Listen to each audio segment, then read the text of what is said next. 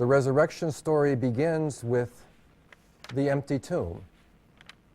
But the scriptures, as they progress, allow the story to become much richer and multi-layered as Jesus encounters his disciples and as they come to realize his identity.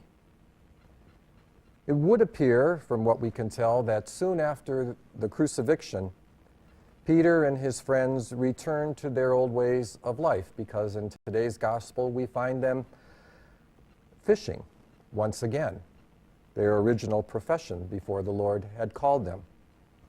But once they meet and encounter the risen Christ, their lives change completely. At first, they're not certain of his identity. He is the same, yet he's changed in some way, and it takes them some time to come to the realization of who he is. And that's perhaps is not difficult for us to understand.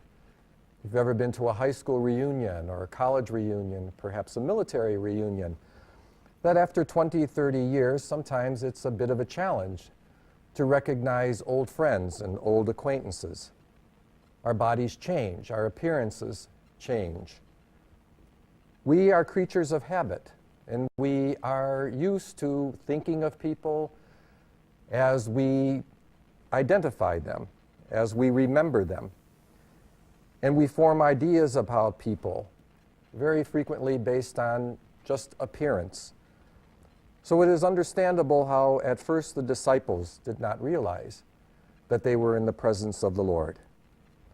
But once they did, comes a miraculous and wonderful thing, a change of heart, the change that God's possession of their hearts and minds led them to become evangelizers.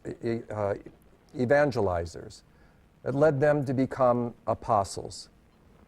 This was within them, this inner change of heart, the change that God had brought about.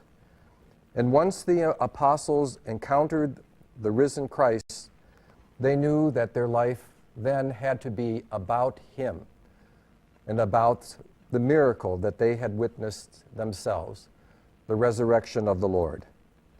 Life presents many, many challenges to all of us, but many, many opportunities as well.